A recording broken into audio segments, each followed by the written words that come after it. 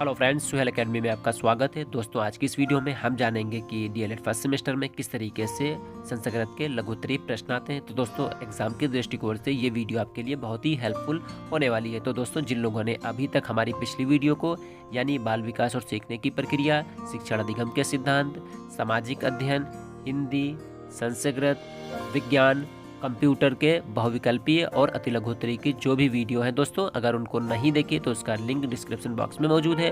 आप लोग लिंक पर क्लिक करके एक एक वीडियो को दोस्तों देख लें, जिससे आपके बहुविकल्पीय प्रश्न और अति लघुत्तरीय प्रश्न आपके अच्छे से कवर हो जाएंगे और दोस्तों अच्छे से वो तैयार हो जाएंगे। तो उम्मीद करते हैं दोस्तों जो भी बताए गए पॉइंट है वो आपको अच्छे से समझ में आ जाएंगे। दोस्तों, जिन लोगों ने अभी तक हमारे चैनल सुहेल एकेडमी को सब्सक्राइब नहीं किया दोस्तों, तो चैनल को जरूर सब्सक्राइब कर लें, बेल आइकन को प्रेस कर लें, जिससे हमारी वीडियो की नोटिफिकेशन आपको सबसे पहले पहुंचे। दोस्तों, वीडियो को लाइक और अपने दोस्तों में ज़्यादा से ज़्यादा शेयर करें। दोस्तों, शुरू करते हैं आज की इस वीडियो को और जानेंगे कि किस तरीके से लघुत्तरीय प्रश्न आते हैं। गम धातु के लन लकार प्रथम पुरुष का रूप लिखिए। तो यहाँ पर एक वचन, द्विवचन और बहुवचन हो जाएगा। तो एक वचन क्या हो जाएगा? एक वचन हो जाएगा अगच्छत, द्विवचन हो जाएगा अगच्छताम, बहुवचन हो जाएगा अगच्छन। ठीक, उसके बाद मनी शब्द किस विभक्ति और बहुवचन में है? तो ये द्वितीय विभक्ति बहुवचन में है। ठीक, 2021 में आया हुआ क्वेश्चन है। अगला, नन लकार किस काल के लिए प्रयुक्त होता है? 2 उदाहरण दीजिए। तो इसका प्रयोग भूतकाल की क्रियाओं के लिए किया जाता है। ठीक है, ये भी 2021 में आया हुआ क्वेश्चन। अगला क्वेश्चन आता है कि संस्कृत में पुरुष कितने होते हैं? ठीक है, नाम लिखिए। 2021 में आया हुआ क्वेश्चन। तो संस्कृत में पुरुष होते हैं 3, याद रखिएगा, प्रथम पुरुष, मध्यम पुरुष और उत्तम पुरुष। ठीक है, अगला क्वेश्चन यहाँ से आता है कि संस्कृत भाषा के महत्व पर 5 वाक्य संस्कृत में लिखिए। तो यहाँ पर जो 5 वाक्य हैं वो आपको संस्कृत में लिखना है, यानी संस्कृत भाषा का महत्व क्या है। ठीक है, इसके विषय में आपको संस्कृत में ही 5 वाक्य लिखने हैं। ठीक है, तो भारतीय एकता सांधकम संस्कृतम, भारतीयत्व संपादकम संस्कृतम, ज्ञान पुंज प्रभा दर्शक संस्कृतम, सर्वदानंदन दोहंद संस्कृतम। ठीक, अगला क्वेश्चन यहाँ से आता है कि भविष्य काल को दर्शाने के लिए किस लकार का प्रयोग किया जाता है? ठीक है, तो लकार होता है लट लकार। अगला होता है, यहाँ से क्वेश्चन देखिए आते हैं, 2022 में आया, 2023 में आया। क्वेश्चन किस तरीके से था? 1 से 30 तक के संख्यावाचक शब्दों को संस्कृत में लिखिए। ठीक है, 1 से 10 तक की संख्याओं को संस्कृत में लिखिए। अगला देखिए किस तरीके से आता है कि 5 से 15 तक की गिनती संस्कृत में लिखिए। ठीक है, यानी यहाँ पर पहला वाला क्वेश्चन है, इसमें यह बताया जा रहा है कि 1 से 30 तक जितनी भी गिनती हैं उनको क्या करना है? उनको संस्कृत में लिखना है। ठीक है, उसके बाद दूसरा यानी 2022 में क्वेश्चन आया कि 1 से 10 तक, 1 से 10 तक गिनती कह रहा है संस्कृत में लिखिए।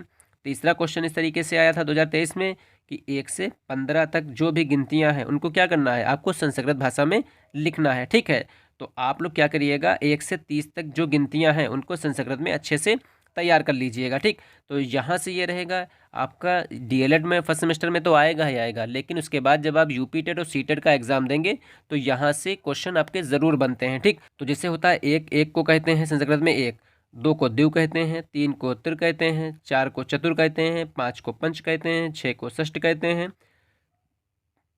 7 को सप्त कहते हैं, 8 को अष्ट कहते हैं, 9 को नव कहते हैं, 10 को दश कहते हैं, 11 को एकादश कहते हैं, 12 को द्वादश कहते हैं, 13 को त्रयोदश कहते हैं। ठीक, और 14 को चतुर्दश कहते हैं, 15 को पंचदश कहते हैं। ठीक है, अगला यहाँ पर आता है कि 16 को कहते हैं षोडश, 17 को कहते हैं सप्तदश, 18 को कहते हैं अष्टादश, 19 को कहते हैं नवदश। ठीक, 20 को कहते हैं विशंति, 21 को कहते हैं एक विशंति, 22 को कहते हैं द्विविशंति, 23 को कहते हैं त्रयोविशंति, 24 को कहते हैं चतुर्विशंति, 25 को कहते हैं पंचविशंति, 26 को कहते हैं षटविशंति और 27 को कहते हैं सप्तविशंति, 28 को कहते हैं अष्टविशंति, 29 को कहते हैं नवविशंति, 29 और 29। ठीक, तो यहाँ पे 29 को कहते हैं नवविशंति, 29 और 29। ठीक, यानी 29 के 3 नाम, क्या नाम है? नवविशंति, 29 और 29। ठीक, ये 29 के जो है संस्कृत नाम है। ठीक है, 29 को, 30 को कहते हैं त्रिशत। ठीक, तो ये आप नाम इसको अच्छे से याद कर लीजिएगा, एक चार्ट पेपर पे बना के अपनी जहाँ पर आप स्टडी करते हैं वहाँ पर इसको लिख लीजिएगा।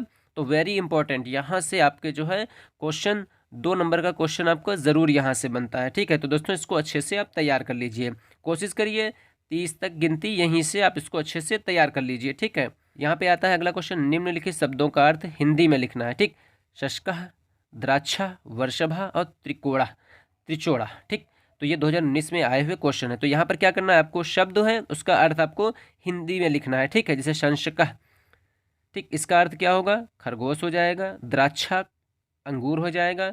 वर्षभा को कहते हैं बैल।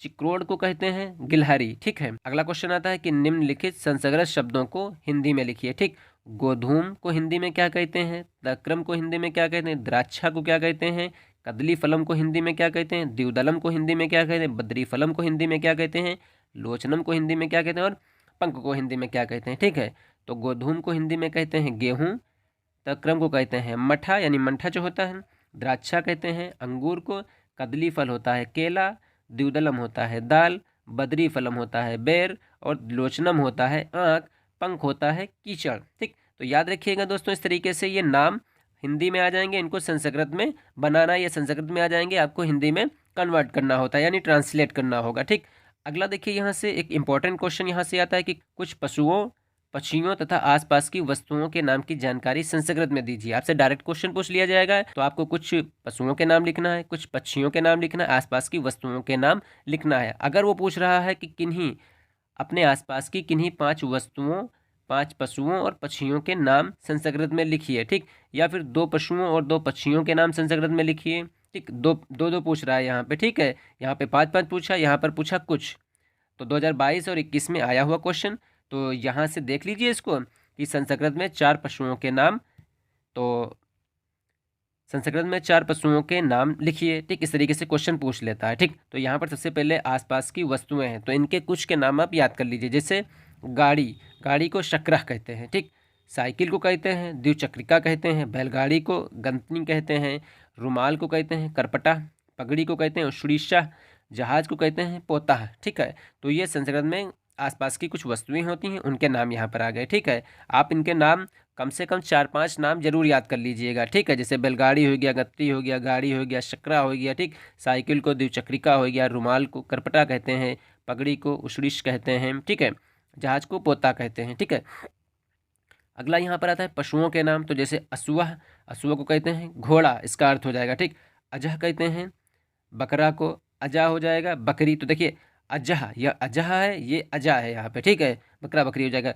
नकुला होता है। ठीक है, नेवला महिषी भैंस होती है, मार्जरी ये बिल्ली होती है। ठीक है, तो ये पशुओं के नाम आ गए। तो इंपॉर्टेंट है, आप इसी तरीके से इनको लिख के आप 4-5 नाम याद कर लीजिए। ठीक, कम से कम 5 नाम आप याद कर लीजिए, आपको अच्छे नंबर यहाँ से एग्जाम में मिल जाएंगे। ठीक, आते हैं उसके बाद पक्षियों के नाम। तो पक्षी क्या होते हैं, जो उड़ने वाले होते हैं। ठीक, उल्लूकह तो उल्लू हो जाएगा, काकह का हो जाएगा कौवा, मयूरह का हो जाएगा मोर, शैन का हो जाएगा बाज। ठीक, फिर उसके बाद किन्हीं 4 फलों के नाम संस्कृत में लिखिए। इंपॉर्टेंट है दोस्तों ये भी, कुछ फलों के नाम संस्कृत में लिखकर उनका हिंदी में नाम लिखिए। यानी क्या कह रहा है, पहले क्वेश्चन में कह रहा है किन्हीं 4 फलों के नाम संस्कृत में, सीधा से संस्कृत में नाम लिख दीजिए।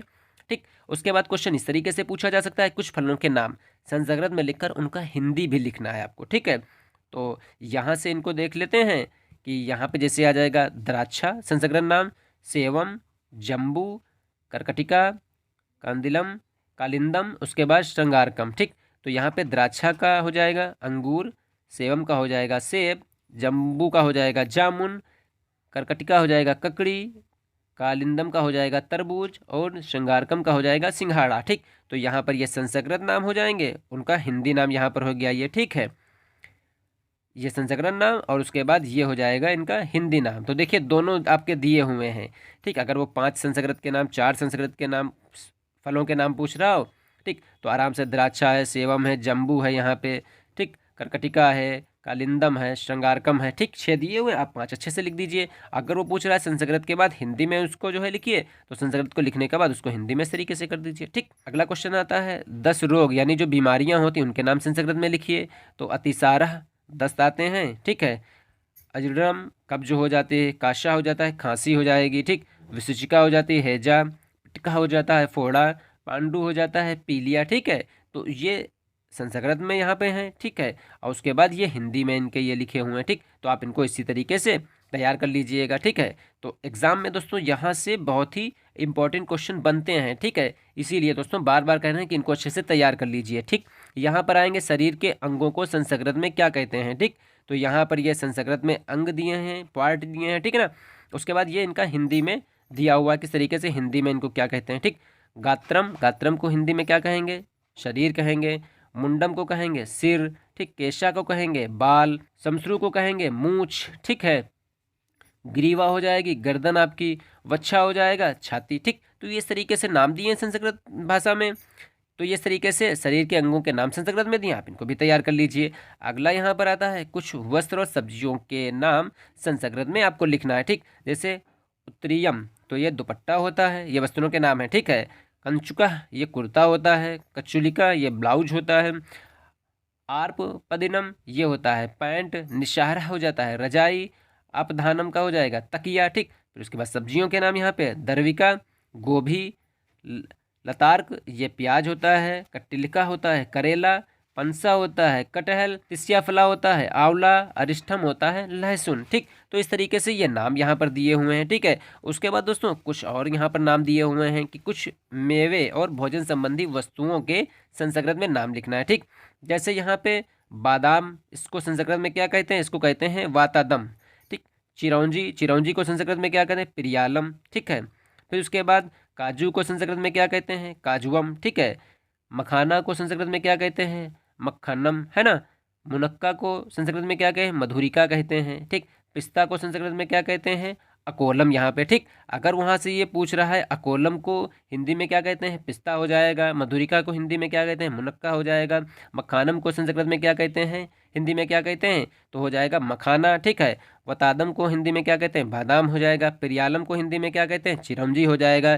काजुअम का हिंदी में क्या कहते हैं, तो ये काजू हो जाएगा, ठीक है। तो इस तरीके से दोस्तों इनको भी अच्छे से तैयार कर लीजिएगा, ठीक है। बहुत टफ नहीं इसको संस्कृत है, अगर आप कायदे से पढ़ेंगे, ध्यानपूर्वक पढ़ेंगे, तो आपको संस्कृत में कोई परेशानी नहीं आएगी, ठीक है।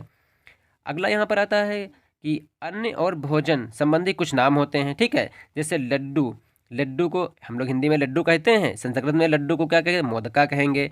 नमक, इसको लवण हो जाएगा, ठीक। अन्न को क्या कहेंगे, अन्नम हो जाएगा। रसगुल्ला को हिंदी में संस्कृत में क्या कहेंगे, रसगोला हो जाएगा, ठीक है। घी को अज्यम हो जाएगा। चना को चड़का हो जाएगा, ठीक। तो ये देखिए नाम इस तरीके से लिखे हुए हैं हिंदी में, आप इनको संस्कृत में इस तरीके से लिख सकते हैं, ठीक है। पहले हिंदी में देखिए, फिर इसको संस्कृत में क्या कहते हैं ये समझ लीजिए, ठीक। अगला यहाँ पर आता है कि संज्ञा किसे कहते हैं, इसके भेद बताइए। तो आप सबको पता है कि थर्ड क्लास से पढ़ते हुए चले आना है, जिसमें किसी प्राणी, वस्तु, स्थान या भाव का बोध होता है तो संज्ञा कहते हैं, ठीक। तो यहाँ पर प्राणियों के नाम आ जाएंगे, किसी भी इंसान यानी कोई भी नाम हो सकता है, जैसे यहाँ पर नरेंद्र मोदी, सोनिया गांधी हो गया। कुत्ता, भैंस, टिड्डा, चिड़िया आदि, है ना। वस्तुओं के नाम जितनी भी वस्तुएं होती हैं, कुर्सी, पलंग, स्टूल, टीवी, मोबाइल, पेन, किताब, है ना, ये सब वस्तुओं में आ जाए। स्थान में आ जाएंगे आगरा, मथुरा, भोपाल, इलाहाबाद, कोई भी स्थान आ जाएगा, ठीक। भावों के नाम प्रेम, घृणा, लड़ाई, बुराई, बुढ़ापा, मिठास, क्रोध, शांति, ईर्ष्या, ये भाव आ जाते हैं, ठीक है। यही तो भाव होते हैं। अब आते हैं संज्ञा के भेद कितने होते हैं, ठीक है। तो संज्ञा के यहाँ पर भेद हैं। सबसे पहले आता है व्यक्तिवाचक संज्ञा, तो जो शब्द किसी विशेष प्राणी, वस्तु अथवा स्थान का बोध कराए, ठीक, उसे व्यक्तिवाचक संज्ञा कहते हैं। जैसे सरदार पटेल, पहाड़, जेल आदि, ठीक। जातिवाचक संज्ञा, वे शब्द जो किसी प्राणी, स्थान अथवा वस्तु की जाति या समूह का बोध कराते हैं, उनको जातिवाचक संज्ञा कहते हैं। जैसे पुरुष हो गया, गेंद हो गया, घर हो गया, है ना। भाववाचक संज्ञा, वे शब्द जो किसी भाव, गुण, दोष, स्वभाव आदि का बोध कराते हैं, उनको भाववाचक संज्ञा कहते हैं। जैसे मिठास, लड़ाई, बुढ़ापा, है ना। कुछ विद्वान अंग्रेजी व्याकरण के प्रभाव के कारण संज्ञा के दो भेद बतलाते हैं, समुदायवाचक संज्ञा और होते हैं द्रव्यवाचक संज्ञा, ठीक। तो अब यहाँ पर हम लोग जान लेते हैं समुदायवाचक संज्ञा क्या होती हैं। तो जिन संज्ञा शब्दों से व्यक्तियों, वस्तुओं आदि के समूह का बोध हो, उनको समुदायवाचक संज्ञा कहते हैं। जैसे सभा, बहुत से लोग होते हैं इसमें। कक्षा में बहुत से बच्चे शामिल, सेना में बहुत से लोग होते हैं, भीड़ में बहुत से लोग होते हैं, पुस्तकालय में बहुत सी किताबें होती हैं ना, दल होते हैं, इसमें बहुत से लोग शामिल होते हैं। तो ये समुदायवाचक हो गया, है ना। फिर उसके बाद आता है द्रव्यवाचक संज्ञा, जिन संज्ञा शब्दों से किसी धातु, द्रव्य आदि पदार्थों का बोध हो, उन्हें द्रव्यवाचक संज्ञा कहते हैं। जैसे घी, तेल, सोना, चांदी, पीतल, चावल, गेहूं, कोयला, लोहा इत्यादि, ये क्या होती हैं, ये द्रव्यवाचक संज्ञाएं हो जाती हैं, ठीक है। तो दोस्तों आज की इस वीडियो में हम लोगों ने डीएलएड फर्स्ट सेमेस्टर के संस्कृत भाषा के लघुत्तरीय प्रश्नों को जानना। तो दोस्तों उम्मीद करते हैं यहाँ से जो भी बताए गए प्रश्न थे वो आपको अच्छे से समझ में आ गए होंगे। दोस्तों फिर भी अगर कहीं पर भी कोई भी कंफ्यूजन हो तो कमेंट्स बॉक्स में हमें कमेंट्स करिए। मिलते हैं दोस्तों नेक्स्ट वीडियो में, जिसमें हम लोग लेकर आएंगे कुछ और संस्कृत के लघुत्तरीय प्रश्नों को। तब तक के लिए दोस्तों, जिन लोगों ने अभी तक हमारे चैनल स्वेल एकेडमी को सब्सक्राइब नहीं किया दोस्तों, तो चैनल को जरूर सब्सक्राइब कर लें, बेल आइकन को प्रेस कर लें, जिससे हमारी वीडियो की नोटिफिकेशन आपको सबसे पहले पहुंचे। दोस्तों वीडियो को लाइक और अपने दोस्तों में ज़्यादा से ज़्यादा शेयर करें। मिलते हैं दोस्तों नेक्स्ट वीडियो में, तब तक के लिए दोस्तों अपना ख्याल रखिए और अपनी स्टडी को कंटिन्यू जारी रखिए।